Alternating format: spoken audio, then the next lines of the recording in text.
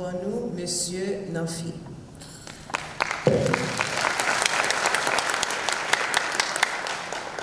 Bonsoir, comment nous? Okay, greetings to everyone in the audience. Greetings, of course, to this distinguished panel, elected officials, executive director, board chair, of course, and women's movement. So thank you so much, and thank you to everyone in the audience, to immigrants, to supporters of immigrants, and of course to Bob. So I would like to mention that it's extremely important. Je suis vraiment bref, on va ajouter 20 secondes et dans l'introduction qu'on va qui pas dit là, il n'y a pas rien pour avec diplôme université, moi c'est Papa Christiana. Et Christiana actuellement les Limbé Haïti et chronique avec Hulda Georges Lafleur, c'est un monde Limbé, la ville Immokalee dans Florida. Nous étions ensemble 1er juin dans la date journée sans immigrants. C'était vraiment un jour pour commémorer pour corps immigrants. Hulda dit 100 immigrants pas en Florida.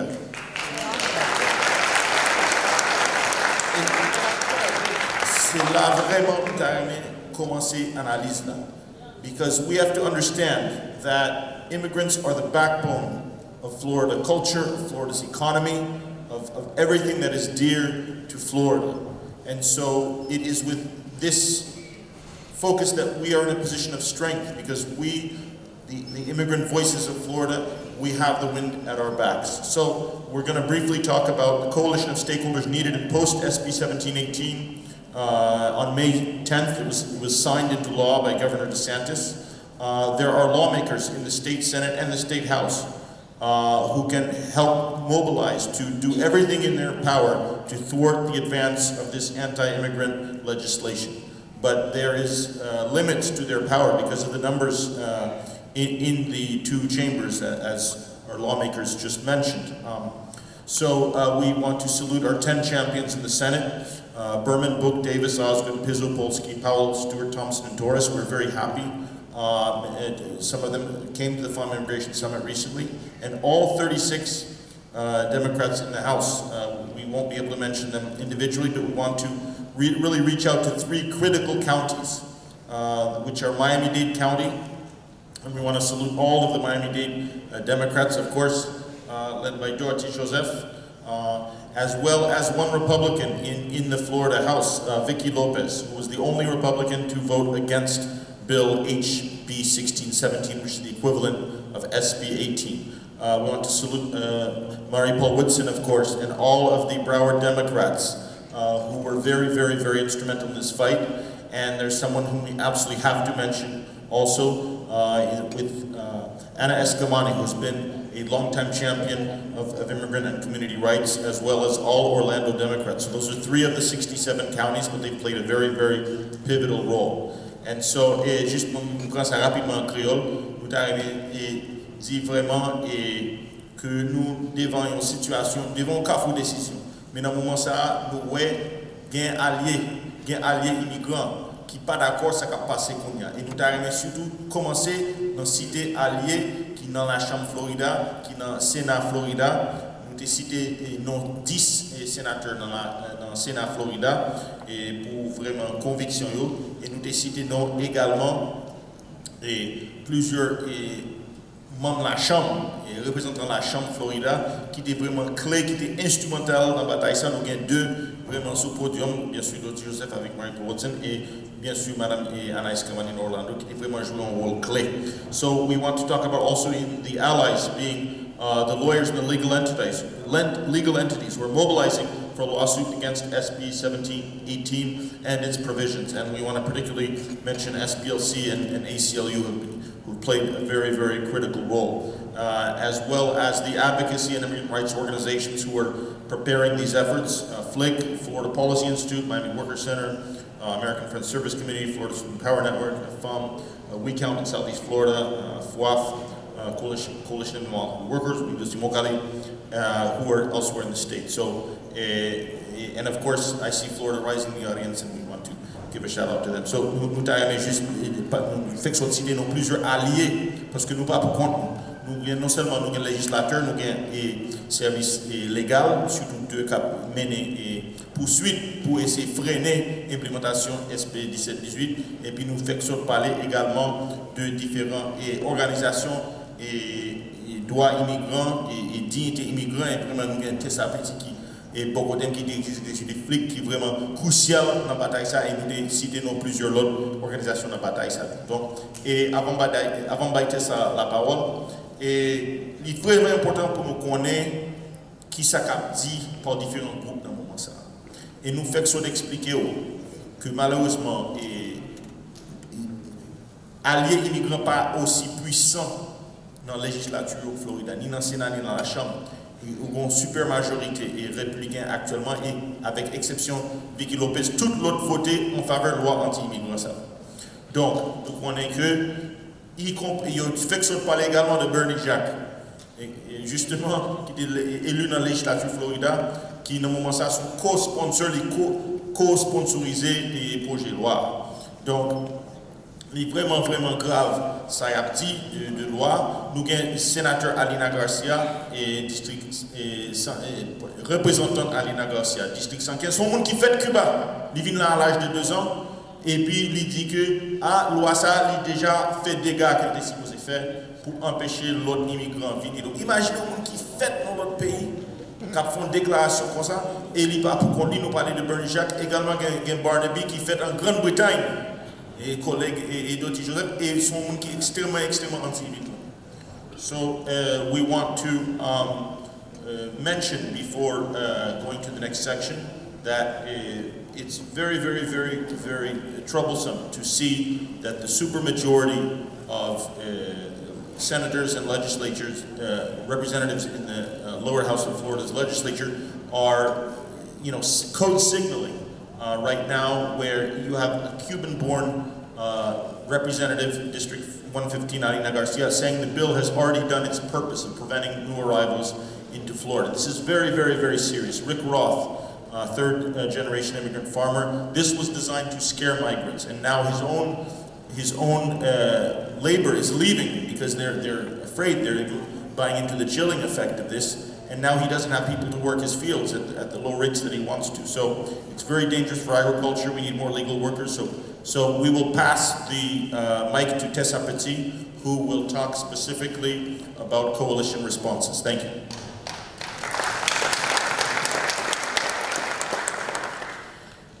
Et nous parlons de loi, nous entendez, M. Nafi expliquer nous qui j'en nous fait arriver côté nous arriver. Moi, je voulais dire que la bataille n'a pas fini. Donc, pour nous comprendre que la bataille a continué, organisation, tant que ça que nous avons tout à blanc, nous n'avons jamais fini de travail. Qui ça que nous faisons? Nous avons différents plans. Il y en a là-dedans, c'est protéger la communauté. Qui ça que nous protéger la communauté? Nous voulons que tout le monde connaisse que vous avez un statut, que vous finirez tout à fait immigration, ou pas tout ou pas marcher avocat, peu importe, ou bien pour faire venir ou pour aucun social ou pour aucun travail ou apprendre des têtes qui sont prêts à le faire, quel que soit le statut ou un droit constitutionnel. Donc, qui ça que nous faisons? Nous enseignons sur qui ça droit constitutionnel y est.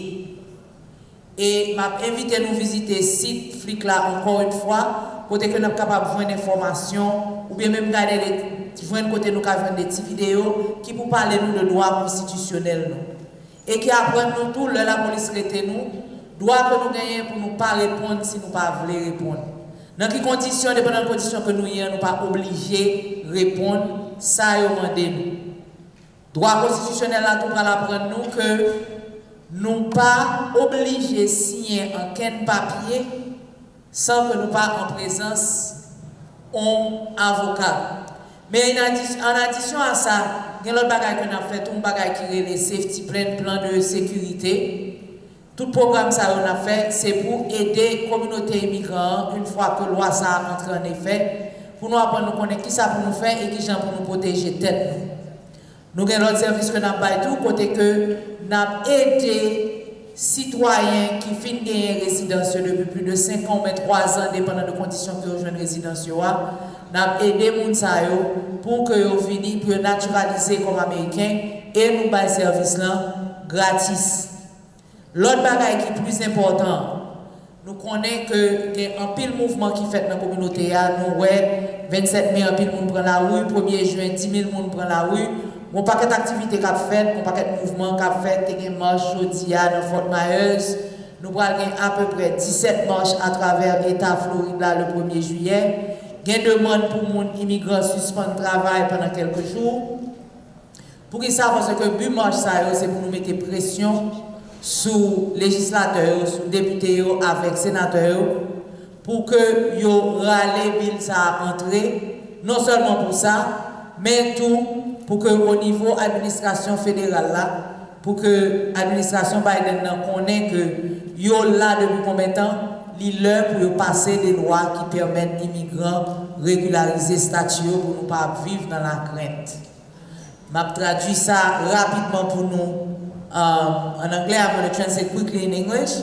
You're going to hear more details about know your rights, rights that all immigrants have regardless of your status in the United States with our constitutional rights. We also offer assistance to prepare what we call a safety plan or a dignity plan. The biggest work that we do is about advocacy. And you may have heard about immigrants coming out on June 1st, 10,000. There's about 17 marches throughout this state on July 1st. And the work that we do by advocacy, by advocating it's the way that the population, the people can tell legislators, this is the Florida that we want, and we want you to repeal 1718. And it is also our way to tell the Biden administration and the current Congress, it is time for them to pass laws that protect undocumented immigrants. Bon, vraiment rapide parce que nous retournons.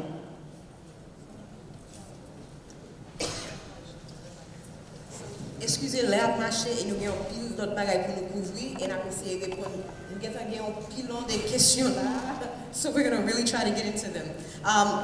So now you're going to be interacting with law enforcement perhaps more than ever. With the smuggling law, again, it's not supposed to impact you unless you're traveling into the state of Florida. But in other parts of Florida, we don't know what those interactions are going to be like. So we want to give you some information so you understand what your interactions with law enforcement can be and how to protect yourself. With that, I also want you to know that my office has a relationship with Miami-Dade County law enforcement. So as these things are being implemented, we're still trying to see how they're going to enforce the laws. That being said, if you have a problem with the laws, I want you to reach out to my office because we can help facilitate those conversations with Miami-Dade Police Department. Similarly, we can probably do that with North Miami Police Department, but every police department's different. The number for my office is 305-893-7768. Qu'on y a pas rentré dans un sujet de bagaille, nous supposons connaître les interactions avec policiers ici. Et si nous avons une interaction avec les policiers là dans Miami-Dade County, bureau a une relation établie avec eux. So, si nous avons un problème par rapport à la loi, ça, peut-être nous pouvons aider. Si ce n'est pas nous-mêmes directement, ou bien nous pouvons mettre en contact avec l'autre avocat qui gère la cause. Le numéro bureau, c'est 305-892. 42 96, encore 305 892 42 96. Et si nous avons une question, ou est-ce que là qui a 4 choses toujours, même si vous avez besoin de numéro de téléphone ou whatever, il n'y a pas ni numéro 1 ni la point 4 choses. So, on a rentré dans ça rapidement. What can you do with the rights that you have? What I'm telling you right now is not legal advice. I am not your direct lawyer. Okay? This is just some general information so you have some general ideas of what rights you have access to in this country. Ça m'a dit nous qu'on y a, moi c'est pas avocat nous directement, c'est pas conseil légal m'a bon nous, mais c'est une information m'a bon nous pour nous gagner une idée qui je nous ka bouler avec policiers, les nous gagner contact avec eux. Premièrement, pas discuter statut avec personne. Que ou citoyen, que ou pas citoyen, que ou dans programme Biden, que ou dans sexe, ou pas besoin de discussion ça avec personne même du tout. OK? okay? Entendez ça m'dou là. Do not discuss your immigration status with anyone except maybe your lawyer. Sauf si c'est avocat, c'est celle qui besoin même toute famille pas besoin de information, sauf si c'est eux même qui sponsor, eux même qui ont direct lien par rapport au statut légal. So en général, c'est ça m'a conseillé nous faire. Stay calm so that you can stay alive and you can save your arguments for court. Okay? When you're interacting with law enforcement, your goal is to stay alive and stay calm. Si vous suivez ce qui a passé dans le pays, surtout pour nous, parfois c'est un bagage qui traite de interaction avec les policiers. Pas toutes, mais parfois ça qu'on nous arrive. So, ça m'a dit nous, c'est pour nous rester calmes et pas dans discussion avec eux dans le moment ça. C'est pas là où on essaie de convaincre ceci, à dire cela bas. Ou pas de discussion. Toute discussion on gagne en tête pour parler avec les policiers, ou pour arriver dans la cour, pour arriver dans le tribunal, un avocat, comme ça on peut présenter. Celles qui ont besoin de rester, c'est vivant. Ok? Rester calme et vivant. Do not resist. Do not lie. Do not give false documents. I'm doing my own translation. My bad. It's you. Okay. So do not lie. Do not resist and do not give false documents. Alright, so, et nous voulons dire que dans un genre de situation ça, pas résister, pas mentir, pas faux documents, c'est ça qui est important. Do not consent and do not sign anything without talking to an attorney. Oui, donc, et pas faire consentement et pas signer rien sur pas un avocat en représentation légale en ce moment. Even if they tell you, oh, this is not a big deal, we just need you to sign right here, it's okay, don't believe it. Until you understand what you're signing, you should not be signing it, and you probably won't understand until an attorney helps you understand it. Même si on dit, on va signer, ça va faire rien, pas courir dans ça, parce que quelque chose à sort signer, il y a un mot puis devant, donc il faut qu'il y ait un avocat qui explique qui ça qui écrit, qui ça veut dire, et puis le savoir au cas.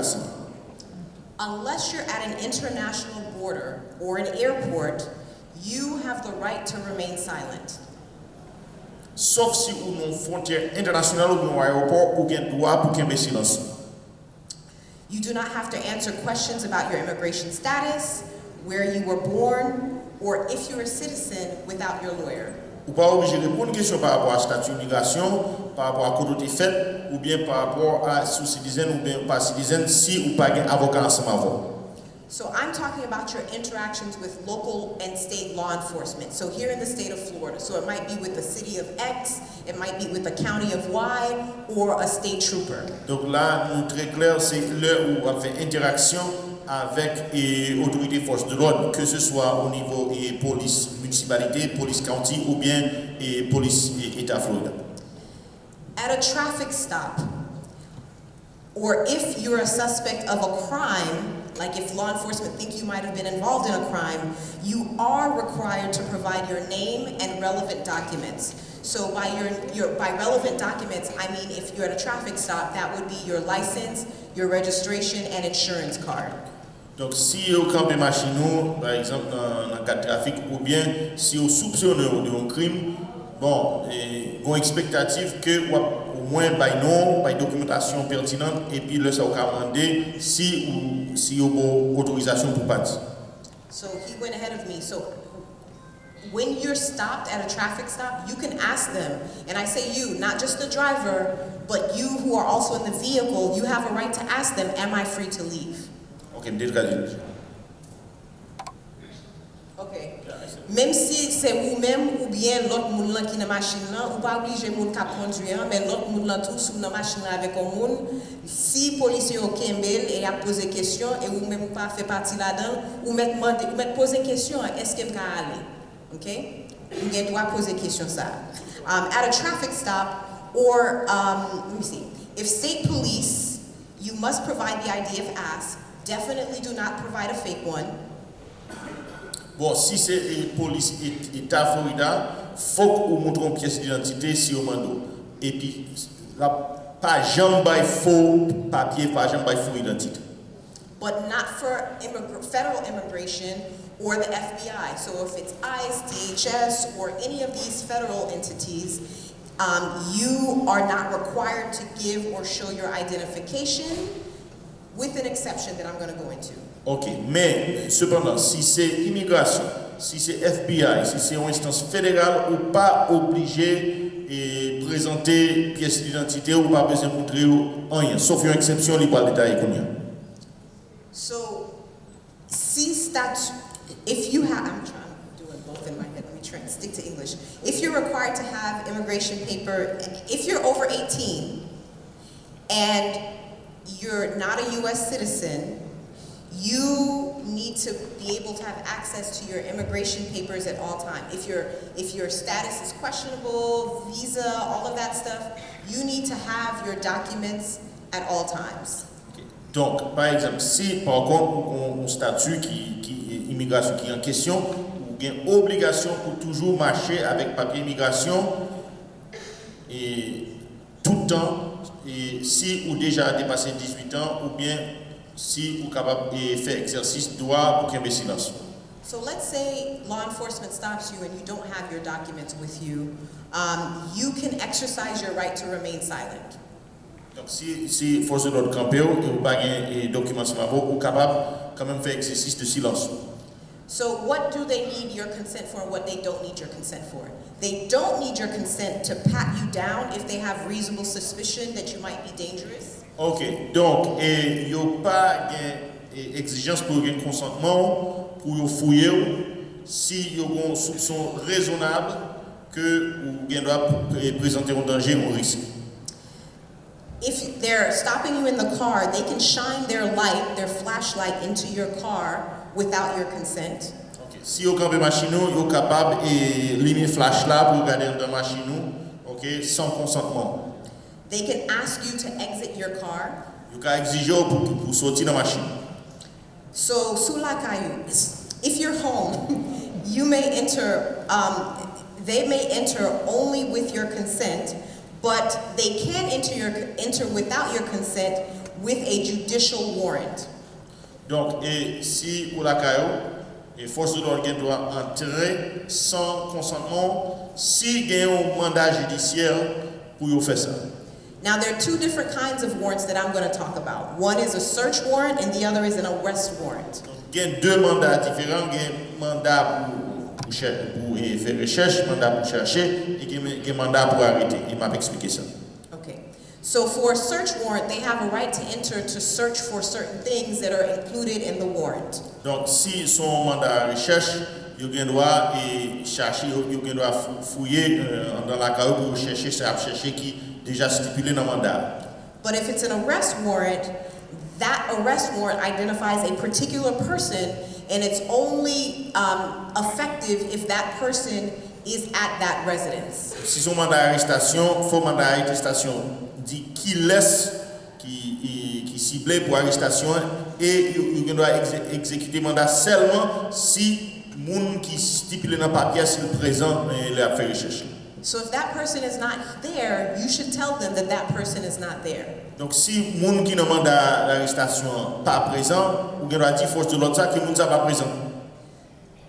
If it's DHS or ICE, so immigration law enforcement, and they have an order, they have some kind of order, they generally cannot enter your home with just that order.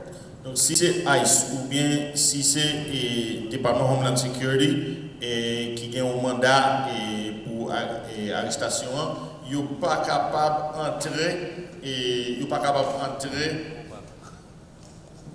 That's where you stop. That's fine. The exception is if there's a criminal claim that you entered the country illegally or some other criminal claim. That's the only exception, and you'll be able to identify some of that by looking at the document.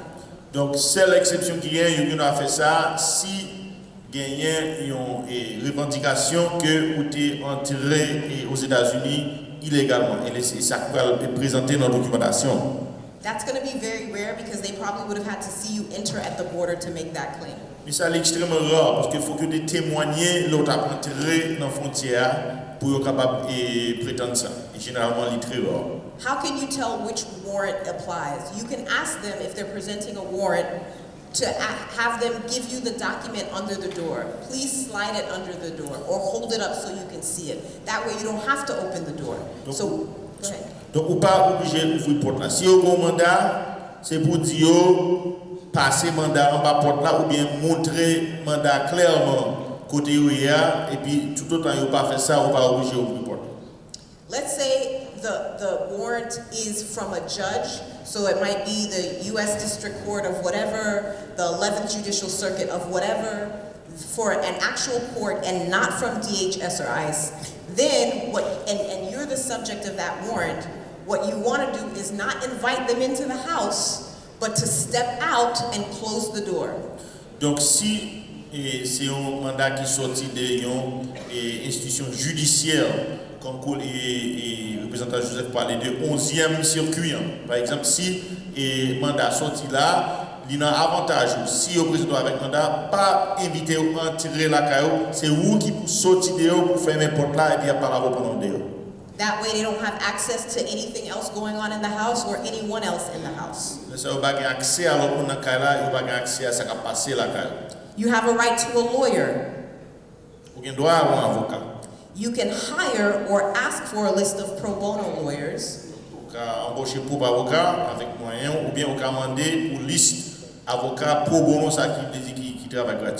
So in the United States, if it's a criminal case, you have the right to be appointed a free lawyer. Aux États-Unis, si c'est un dossier criminel, vous avez droit pour appointer un avocat qui travaille pour vous. A public defender or some kind of defender. Défenseur public.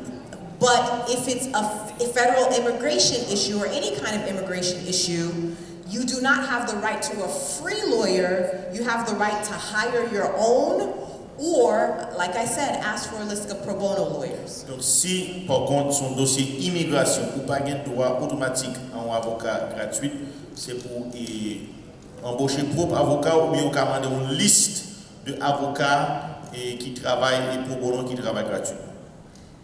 So if you're being arrested, sometimes we see in the movies and the TV, they'll say you have the right to a lawyer, you have the right to this. Donc parfois ouais dans le film là il fait Miranda right, il dit ou doit un avocat ou doit ceci ou doit cela. But in the immigration context, you might have to expressly ask for your lawyer. Donc dans le contexte immigration parfois c'est vous pour faire demande pour avocat. Do not sign anything or admit anything without your lawyer. Pas signer rien, pas avouer rien sans que c'est pas avocat qui présent. And then I want you to think twice before you waive your right to remain silent. Et réfléchis deux fois avant que vous concédez droit pour qu'il y ait silence. If you're being arrested, do not resist arrest, even if you think it's unfair. Si y a pas arrêté ou pas résister à l'arrestation, même sous-estimer qu'il est injuste. Because that in and of itself becomes a separate crime. Parce que là, il a considéré ça comme un deuxième crime séparé. You can say you want to remain silent and ask for your lawyer immediately. Do not try to explain or give them an excuse. You have the right to make one local call. Law enforcement officers may not listen if you request to call a lawyer unless you consent. Donc, agent force l'ordre, il ne doit pas écouter si vous demandez pour relayer un avocat, sauf si vous n'avez pas consentement. But if you're sitting there and they give you the phone and you're calling your lawyer and you're talking and you're looking at them, they might consider that to be consent. Mais si toutefois que vous relayez avocat et puis pendant qu'on parle avec l'avocat, puis vous regardez et puis ça, vous doit considérer ça comme consentement. So I would encourage you to explicitly ask for a phone that is not monitored and say you do not consent to them listening to you. Donc le ça c'est pour demander explicitement pour un téléphone qui pas à l'écoute et qui pas monitoré pour parler avec l'avocat. So in closing, I'm going to say you want to make sure that you prepare yourself and your family for anything in case you're arrested in advance. Donc préparez tout, préparez famille en cas que vous arrêtez. Faites préparation à l'avance. You want to memorize key phone numbers like your lawyer and key family members. Faut apprendre par cœur numéro téléphone famille et puis avocat également. And make emergency plans if you have children. If you're taken away, what will happen to your children or any other relative that relies on you for their care. Si vous avez petit, si vous avez un parent qui est dépendant, et l'important pour un plan d'urgence qui ça va passer petit ou qui ça qui va passer dépendant si on va arriver ou surtout pour question médicaments. And for medication, if you need any kind of medication, make sure you have access to it or have a system that you have that somebody can get it to you, but you want to have an extra storage of whatever important medicine that you need in advance. Il faut qu'on stocke les médicaments en urgence si son médicament qui est au besoin qui est essentiel pour vous, il faut qu'on stocke à l'avance pour si toutefois on va que ça arrive. Okay, so that's the end of that part. What I'm going to do right now is I'm going to thank the sponsors and then we're going to go into questions and answers. So I wanted to thank, first of all, let's give another round of applause for the panel. Merci à tout le monde qui t'a servi comme panéliste là. Moi-même, j'ai hosté une série de town halls comme ça dans plusieurs communautés. Ça, c'est pour la communauté panois. Nous avons plusieurs avec FLIC, the Florida Immigrant Advocacy Coalition, who has been one of my biggest partners in this fight. So I want to thank them overall for that. Let's give them a round of applause. And then this particular panel was co-hosted by Representative Marie Woodson from Broward County. She, I wanted you to know, is the first Haitian American elected out of Miami-Dade County at the state level. So let's, recognize history. And then, did I say Miami-Dade? I'm sorry, I meant Broward County. My fault. My bad, y'all. I wasn't okay. Yeah, I understand. So now we want to thank the City of North Miami, who is a partner in this. We want to thank North Miami High School, Senior High, and both the principals, the day principal and the evening principal, for allowing us to do this. Island TV and the Miami-Dade School Board for approving the event. We have Island TV. We have Tele Anacaona, IET TV, BPX TV. And I believe we also had another TV station, which I will mention momentarily. We had Channel 10, WPLG. We had Telepam also in the house. So in terms of organizational partners, we have NEON, the National Haitian American Elected Officials Network, HAPSI, the Haitian American Professional Coalition, the Haitian Lawyers Association, Faith in Florida, ABIC, the American Business Immigration Coalition, Unidos US, SUNTLA, FUM, the Haitian American Chamber of Commerce of Florida, that's mostly in Miami-Dade County. We had the Haitian American Chamber of Commerce, that's mostly in Broward County. We had IADAP, which is the and also I had the Association of Haitian Educators, and Florida Rising. So those are all of our partners. So let's give them a round of applause. And now we're going to enter into the questions. The first question we have. Et nous-mêmes qui venons dans le programme Biden, Cap Ville Florida, qui ça pour nous faire? Okay. So, and the question was, if for those of us who came into the Biden program, what should we do? And then we had a couple of questions about the Biden program, so I'm going to wrap up those questions, those answers into one. So if you came here in the Biden program, you are fine. Under federal law, your status is fine. Now, under the state law, there's a question because the way they've defined the law, it makes it questionable if you don't already have your permit to work, whether you're legally here. Now, our position is that you are legally here and you are fine. So whatever documentation they give you through the Biden program will be your documentation as you're on parole. So you are fine. I want you to know that. And if some law enforcement is trying to tell you you're not fine and you entered into the Biden parole program, I want you to absolutely contact my office. And we're going to have some additional numbers that we're going to share of people who can help you in those situations because you are legally authorized to be here. The reason I say there's a question under state law is in committee, one of the questions we asked is how can you tell if somebody was inspected under this law? And one of the responses that one of our colleagues gave is, if you see somebody who entered into the border and they're talking to immigration officials, federal immigration officials, and then they go talk to a nonprofit, that's the people that we're targeting with some of the programs. So that means these are people who are legally authorized to be here, that the federal government has authorized to be here, but because Republicans are pursuing a political agenda to say that these people are here as part of a catch and release program, that's what's creating the confusion, because they themselves don't even know what they're trying to do, and they're creating a dual system that is unconstitutional under United States law. So I don't know if you want to try it. Et ma version très courte d'après loi fédérale, si nous entrons sur le programme Biden, oui, nous n'avons pas aucun problème, nous en règle avec l'immigration. D'après loi État Floride là, il n'est pas clair parce qu'il y a une partie dans la loi qui stipule qu'il faut qu'on ait un permis de travail, et il y a une partie dans la loi pendant la session législative là, le député a demandé Mounio et qui ça voulait dire pour yo ça aurait les immigrants illégaux là, et on pas capable de clarification ni explication sur qui ça voulait dire pour yo. Mais nous-mêmes, il faut nous connaître que le programme que nous entrons là-dedans, c'est un programme qui est tout à fait normal, c'est un programme qui est créé par le gouvernement fédéral là, donc nous n'avons pas aucun problème pour nous là. Okay. Et si on demande nous à questionner le statut, nous, rappelez-nous que nous ici, en présence nous ici, autorisés par l'immigration. What is the next question is, what is the difference between undocumented and illegal? Qui différence entre un monde qui pas de document ou bien document pas régularisé ou bien monde qui soi-disant illégal? M'a dit nous pour répondre question ça, it's a political distinction.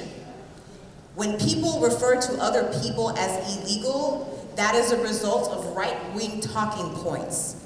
It's not possible for a human being to be illegal. We are all human beings, we're all deserving of dignity. So let's start there. That being said, your documentation changes over time. You may have not entered the country, quote unquote, legally at a time, but then your status became regularized for a number of times. Sometimes somebody enters the country legally, and then their visa expires. Then they're suddenly illegally here. That is an adverb, that is not something to describe a human being. No human being is illegal or is an illegal. That is foolishness and it's political talking points. That being said, the next question is... Pour y traduire pour nous, quand on demande qui ça veut dire entre undocumented et illégal, sans document avec illégal. Il faut nous connaître que le terme illégal là, c'est un terme qui est politisé, qui est utilisé pour que yo créer une certaine tension en ce qui a trait à l'immigrant. Nous voulons rappeler tout le monde que pas gagner un être humain qui est illégal. Statut immigration nous capable de varier entre le nous t'es entré avec côté nous tout dépendant de quelles conditions nous t'es entré, mais à aucun moment, même si que nous pas fin régulariser papier, nous n'avons marché qu'à avocat, pas aucun moment qu'on être humain illégal. Qui document ou bien ID yon moun doit gagner Léonard ou bien un bus? That's a question. So I'm going to translate the question. That's your question. What documents do you need when you're out in the street or in the bus or just out and about in public? Et premier bagage m'a dit tout le monde, une fois que nous avons plus que 18 ans, même si que nous citoyens américains, même si nous naturalisés, nous devons gagner une forme d'identification sous nous à tout moment. Deuxièmement, si que pour le moment nous pouvons gagner un permis de travail, nous pouvons gagner social, nous pouvons gagner ID ici, nous recommandé nous prendre une carte d'identité communautaire en attendant que nous arrivions à faire une licence ou une carte d'identification dans État Floride. Autrement, je recommande nous tout pas oublier du moment que nous gagnons un passeport qui est valable dans n'importe quel document qui est émis par n'importe quel gouvernement qui n'a pas expiré son forme d'identification que lié. So, je traduis pour nous rapidement. Et you must have with you an ID, a form of identification at all times. Whether it is a driver's license or an ID, and if you're not yet eligible for a state-issued identification, I would recommend you seek a community ID. Any other form of identification, such as a passport, that is not expired, regardless of the country of origin, is a valid form of identification. Mais s'il vous plaît, tant pis, assurez-nous, nous toujours une forme d'identification sur nous, même si son vieille licence ou son vieille carte d'identité Haïti, marche avec. We may not have. Okay, so the out-of-state IDs, let's talk about that real quick because I don't know that that was covered. Right now it's 7:44. I need to wrap this up by 8 o'clock. We were trying to wrap it up by 7, but it's a lot of information and a lot of questions. We're going to go through as many as we can. Out-of-state IDs. So driver's licenses, another thing this law did is it invalidated out-of-state driver's license if that other state had not verified somebody's that lawfully present here in the United States. That's the terminology of the bill. So for those who do not know, Florida used to allow for people, regardless of your immigration status, to be able to get a driver's license. They changed the law, and in my first term in the legislature, I proposed a law to change it back, but they refused. And the reason it's important for people, regardless of immigration status, to be able to have a driver's license, other than the obvious, is it helps them to know the rules of the road. You can get your identification, and you can get insurance. That's important when it deals with accidents, so that makes the entire community safer. But they refuse. So not only do they refuse for here in Florida, now they're trying to make it so that other states that don't verify legal immigration status now are not recognized in the state of Florida. The law in the state of Florida is if you are here for 30 days, you need to have a Florida driver's license. So now they're saying if you come from one of these other states, then it's not going to count. But the state said that they're going to post it on their website which states they're not going to count.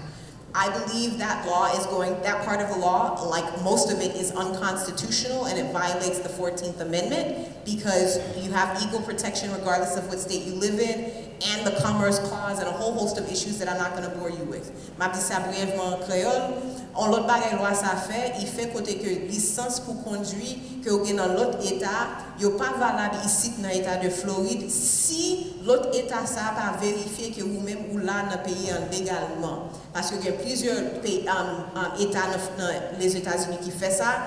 Floride est condamné, mais ils viennent changer pour faire que vous-même ou obligé de un statut légal avant qu'il y ait un permis pour conduire ici. J'ai essayé de changer ça dans la première année de la législature, mais ils ont refusé. Mais je juste dit nous ça, et puis sauf pour tout le monde qui a gagné accès à la licence là, pour comprendre qui j'ai pour conduire ici, pour comprendre le règlement pour conduire là et pour gagner assurance. So, m'a quitté ça. The next question is this. You want to read this one?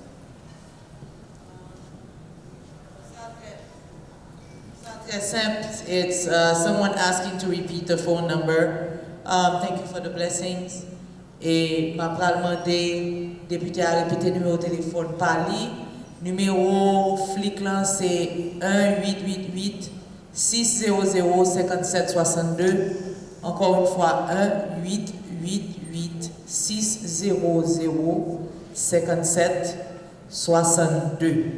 Il y a une pile de questions là tout qui posées en ce qui a trait à monde qui est entré sous Biden. Et décision, si que vous allez étendre le programme Biden sur plus que 2 ans pour les gens qui viennent, ce n'est pas une décision qui est prise au niveau de l'État Floride, c'est une décision fédérale que liée, donc nous ne sommes pas capables de répondre à la question ça malheureusement. Ok. So, pour les gens qui ont besoin de numéro de téléphone bureau par encore, c'est 305 892 42 96. From my office number, it's 305-892-4296. And then I'm going to have Rep. Woodson share her number.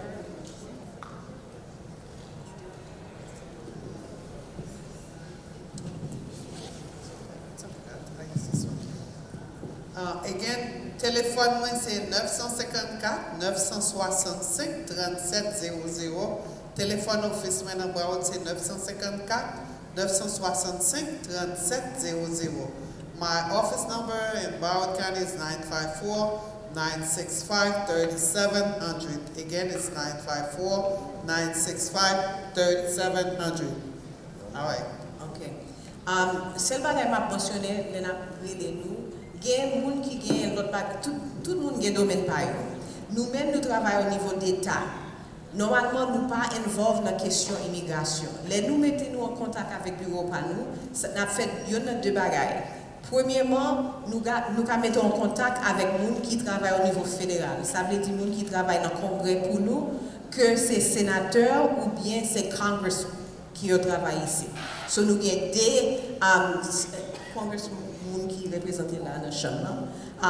Yon yo c'est le premier haïtien américain démocrate nous avons élu, c'est Sheila Sherfilis McCormick.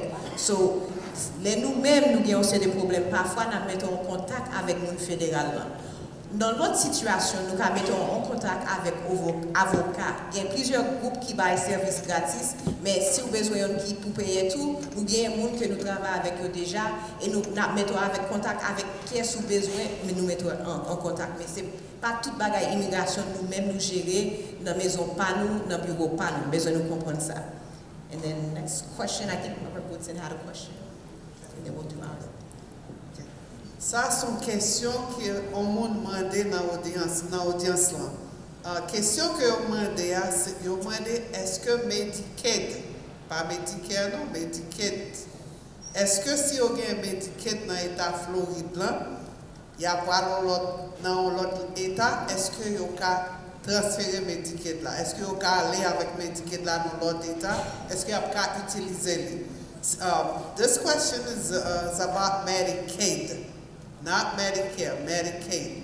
And this person is asking, if they have Medicaid in Florida and they are moving to another state, would they be able to use the Medicaid in the other state? No. Si vous avez Medicaid dans l'État Floride, là, ou pas dans l'autre État, ou pas utiliser ça dans Floride là. Ou pas aller appliquer l'arrivée dans l'autre État. Parce que Medicaid, son problème fédéral avec son programme fédéral avec state ensemble. C'est l'État Floride là avec fédéral là qui mettait l'argent ensemble qui formait le programme ça. So, si vous gagnez dans l'État Floride là, vous transférez dans l'autre État, vous êtes obligé de réappliquer l'arrivée dans l'autre État, vous ne pouvez pas utiliser. So the response to this question is, if you have Medicaid in Florida and you are moving to another state, no, Medicaid is not transferable to another state. You would have to reapply because even though some of the requirements are the same, the qualifications, some of them are the same, but they're not equal at all the other states. The income qualification might vary from state to state. There might be some other guidelines. So you would have to reapply when you move to the other state in order to be eligible for Medicaid. I hope it's clear. Je souhaite ça clair pour tout le monde. Si vous avez Medicaid dans l'État Floride, vous allez de l'autre côté, vous ne pouvez pas utiliser l'autre côté, c'est réappliquer pour réappliquer parce que qualification que vous demandez est différente d'un État à l'autre État. Merci beaucoup. So that was one. There are so many other ones, but I know we're short of time. Can the undocumented children return to school in August without issues? The answer is yes. They can go to school. Est-ce que ti moun qui pa gen statut régularisé ka à l'école à partir de août que la commencer là, oui, yo capable, yo pas bien aucun problème avec ça. Bon clarifier c'est des questions, il y a plusieurs questions par rapport e-verify là. Il y a des gens qui demandent, so, si vous-même vous travaillez dans le côté, vous n'avez pas besoin de servir avec e-verify pour les gens qui travaillent dans le côté. So, if you are working someplace and you are already working there. They don't need to put you through the E-Verify system right now. It doesn't apply to existing employees, it applies to new employees. Now, if you're applying to a new job, you need to make sure that your paperwork is in order. And for small businesses, we did a whole separate workshop just for small businesses to get into all the business issues. I will just remind you that it only applies if you employ more than 25 employees. If you don't employ more than 25 employees, it doesn't apply to you. So between now and July 1st, you may or may not consider opening up an entity that allows you to employ less than 25 employees. I'm not giving you legal advice, I'm just talking about how the bill does not apply. What's the next question? We have this one. Est-ce que moun qui entre dans le programme Biden qui peut un statut légal pour le programme ça?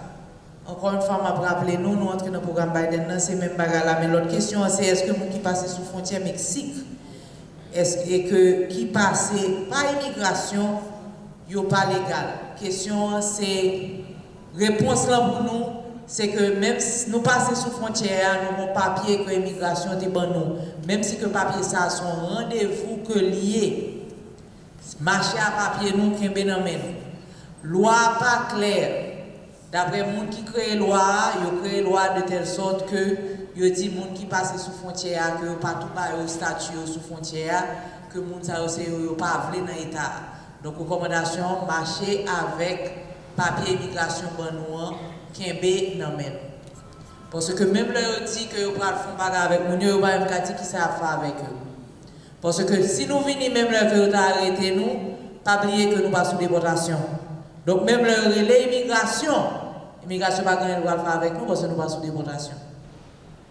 Donc rappelez-nous toujours marcher avec identification nous bien papier immigration qui bon nous. Marcher avec une photocopie, pas marcher original là, mais toujours marcher avec lui dans même. All right. Last two questions, and I'm sorry we're not going to be able to get a chance to get into all of them, but just follow up with us and we'll try to get you your answers. Will undocumented children be interviewed when visiting an emergency room or a hospital when they seek health care? Est-ce que on ti moun le si ou besoin mener à l'hôpital ou bien à joindre côté emergency, est-ce qu'il y a posé aux mêmes questions ça? Oui. The answer is yes. They will. Any patient who shows up, they will ask those questions. Now, usually with the child, you can answer on their behalf, and you can be there with them. You absolutely have the right to do that. You can tell your child in advance that you will be answering the questions, not to answer anything about your immigration status, and most kids will understand that. But in general, the answer to that question is yes. And then last question for Rep. Woodson. Thank you. This last question has to do with someone has asylum papers and a TPS receipt if they are eligible to remain in the state of Florida. So this question, we are going to be very clear. If you have your asylum papers and your TPS receipt, make sure that you make a copy. Not take the original with you wherever you go just in case you lose it. Make a copy of them and keep them in your wallet with your ID. So should you be stopped and they ask you for your documentation, then you would have them with you. But please do not take the original with you because someone can steal your wallet or you can lose it.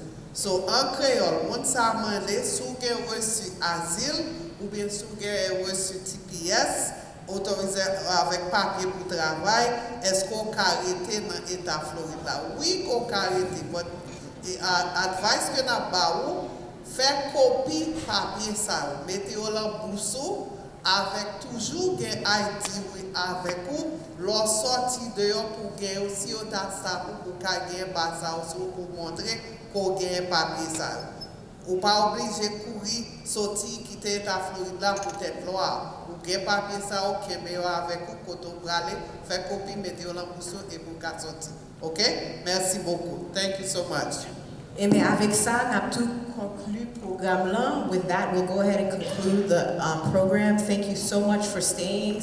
Hope the information was helpful. If you enjoyed me, please give another round of applause, not just to the panelists, but everybody who helps. Mr. Metellus and Miss Rowland, would you guys please stand and just wave? They worked so hard to get everything going and set up for us, so we wanted to give an extra shout out to them. There he is. All right, perfect. Thank you.